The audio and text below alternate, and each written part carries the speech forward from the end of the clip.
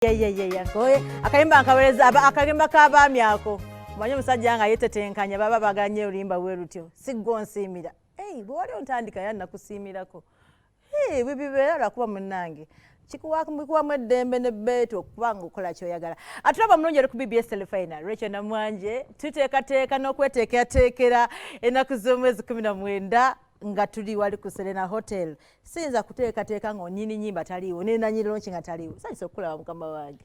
Kale munnaye. Oli otya ssebo? Gyendi nyabo. Ogamba otya? Akayimba ako kankwata mu babiro nze nga nze. Naye abasajja baagala oluyimba olwo balusa. N'abakazi balwagala towayiriza basajja. N'abasajja? N'abakazi balwagala nnyo. Ate abakazi basinga okulwagala kuba lubawolereza. Nange. Naye abasajja baba naawe ng'afunyeyo omupya alaba nga sigwo nsiimira era kiddawo mwe gye buli. Basukka nnyo okweyingiza mu bitabakwatako. Naye mbomba wange mba onkwatako nnyo. Okweteekawo kibi. Olina okugenda ku mukolo nga bakuyise naye gwe munnaye. Abantu bessa mu maaso ng'akajonjo. Omusiime sooka obuze ku bantu. Mbalamusizza mwenna abatulaba wano ku BBS Telefina yaffe. Nsanyuse nnyo okubalaba. Leero nange ndi musezi nga Namwanje. Kizaawo kyakyate. Nalibadde kati munnange gwe tuba twebasenga gw'ogira. Babeerayo nga balaba. Kati leero tukoze ffenna. Kale mukama wange sikifuddeeko ojja kisasulira mu maaso awo. Kikulumye. Ojja kisasulira mu maaso awo. Atulaba sigenda kubuuza Mesach nti nno munnange ate kati gwani nedda awo twava Mesach Semakula mukimanyi bulungi kati mu birungi byakoze mu music industry n'omutanda yamusiima era tumuyita omusiime sa Mesach Semakula. Oteekateeka era enteekateeka zigenda mu maaso. Otuuseewa mukwano gwange ku lunaku lwa 19. Nze neeteeseteese era ndi mweteefuteefu. Enteekateeka nnungi nnyo. Ku lwokutaano olujja kati tuli tuvudde mu naye ku lwokutaano olujja. Twalina tugamba luli mu Meeyi. Tuli mu Meeyi mwennyini ennaku zibulayo nga 8 zokka. Olunaku lukole ki? Olunaku mulindwa lutuuke. Neeteeseteese bulungi. Nsaba mujje mbayimbiremu. Sirina byenja basuubiza biri awo byaki. Nze ndi musajja muyimbi. Njala abawagizi babe bajje mbayimbiremu. Ndudde okubayimbiramu. Bajje bayimbiremu mu environment ennungi, production ennungi nga tuli ne Fenon, Steve Jean. Oyo kabaka wa buli kimu. Show teekeddwa nze Dr. T. Omwanyi kitegeeza abayimbi mikwano gyange bangi bazze ne bakwatamu awo era bangi abajjayo nabo okubayimbiramu awo. So n'olwekyo mbeesunze ku Serena Hotel. Atulaba omulungi leero ndi n'omusiime olwokuna olujja tujja kuba mu kasiki era tosaba oluyimba lw'omuyimbi omulala yenna olwokuna olujja mukama aba ampadde obulamu. Tosaba oluyimba lw'omuyimbi omulala tujja kuba mu kasiki ka Serena tujja kuba wano nga tuli mu kasiki okuva ku ddaku lwasooka n'olwasembayo n'olwosuubira nti abasanga anayimba tujja kuba tulukuba. Mu music muno abantu baafuna ebintu ebyenjawulo ebisoomooza n'ebiwa essanyu. Olunaku ki Mesach Semakula lw'ojjukira n'ogamba nti Namwanje nafuna essanyu bukyanga mbeera mu industry eno lunasanyuka nnyo ku lunaku bwe luti? Nasanyuka nnyo olunaku lwe nasooka okulya oluyimba lwange ku radio. Yali CBS FM 88.8 zaali essaawa 4 n'eddakiika 37 omugenzi mulindwa muwonge n'akuba oluyimba lwange. Nobayita abo ku kyalo mujjayo enzo oyo. Nentuula mu kkubo. Wataata? Natuula mu kkubo. Olwo nga tofuddeyo ku bidda bijja oba emmotoka zijja. Saafaayo oluyimba ne luvuga. Kakati niryoka ntandika ogamba mumpulidde nga tebategeera na bye ngamba. N'okulaba tebakkiriza bayooyo gwe tuwulidde. Bitegeera nga tebategeera naye nga buli omu mumpulidde. Kyantwala n'okugenda kunoonya kubagane bage mwampulidde. Wangisebo. Olunaku lwenkyasinze okusanyuka mu bidongo. Olunaku lwekyasinze okunyega n'owulyanga ensi ekutamye n'ogamba ebidongo bino bambiveemu lwali lunaku kyolwo. Nnyingi naye waliwo olukira ku lunaalo n'oga nti ebyo tubireke. Ebyo tubireke naye nga byo bingi biba challenges nyingi. Kyetwebaza Katonda nti byonna bw'obiyitamu n'akutuusa ku lukalu omwebaza bwebaza n'ogaa nti akatebe kambireke biyite bigende kuba ekiwa eddembe omutima kwesonyiwa nakwerabira naye omutima oguteerabira era oguteesonyiwa byonna bye wayitamu ebiri challenge anti bw'oteesonyiwa era bw'oteerabira bufuuka mulogo omaliriza oloze wekanga ofunye amabwa ku mutima so kati it is good twebaza Katonda tuli kye tuli saawa eno kati ebyo byonna byali bigezo teri lugendo lwosanga nga temuli binnya temuli biki temuli nkonge twabisanga bingi nnyo naye twebaza Mukama nti twabiyitamu oludde mu bandi n'okola bandi n'okulembera bandi eri omwana atudde ku TV Giovanni Ruzina yatudde dda yangambye nze kwendi mu maaso bali abantu bangaye bakulinze nga mbaga era kwe bali waliwo abayimbi nga bateekateeka okukola ebibiina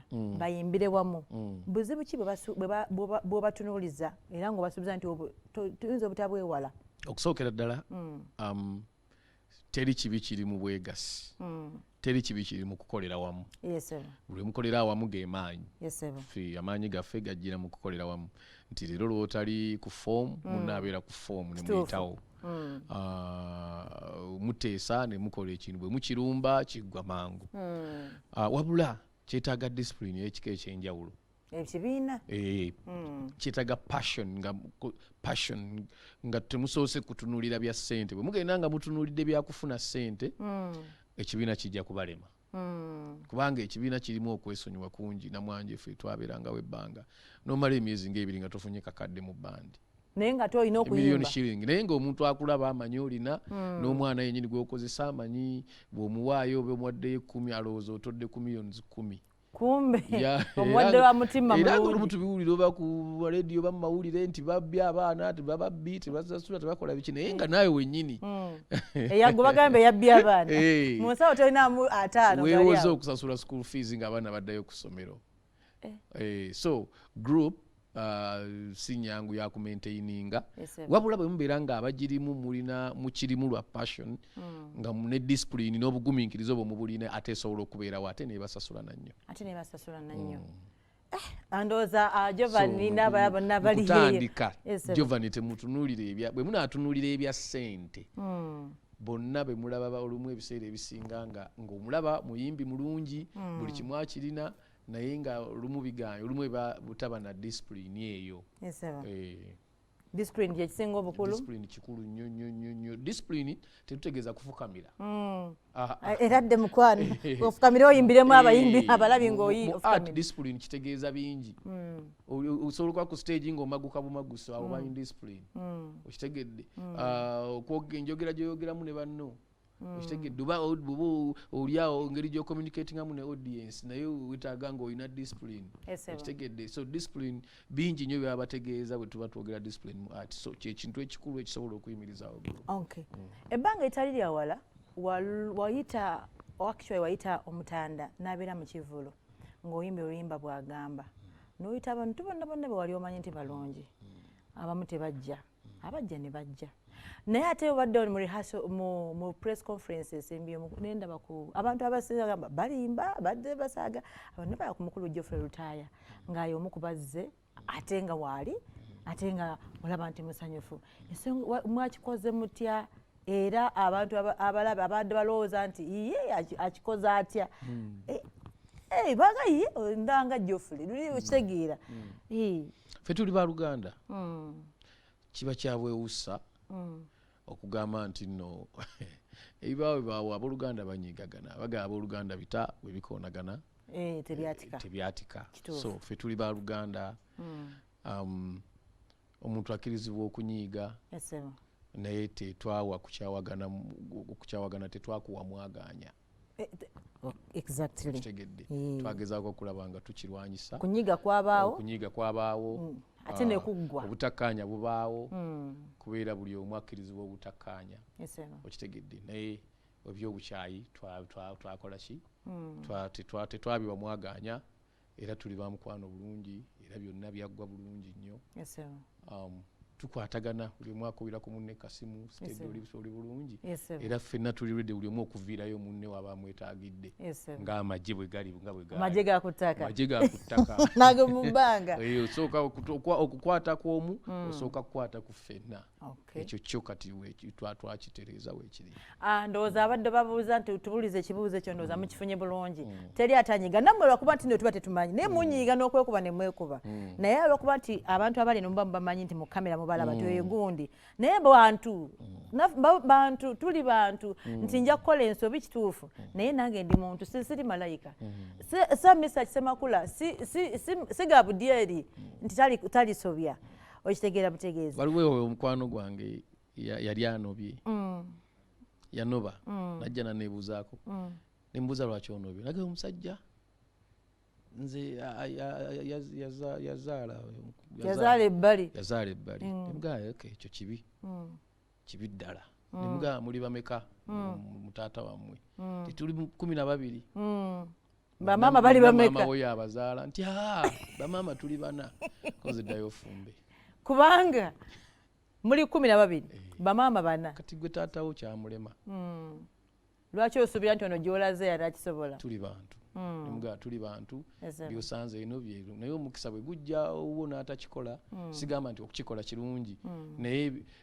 wonna wonna kyosobola okuba nange nsobola okukiba kuba nange ndi muntu nga bw'onyiiga nange nsobola okunyiiga nga bw'olemererwa nange nsobola okulemererwa so ka tulina kumanya nti omuntu ebizibu byaffe bifaanagana so kkiriza munno nga bw'ali olebe mukiwumbawumba kiggwe abali ku Facebook live mukolo Mesach Ssemakula gwe tuli naye ekiro kya leero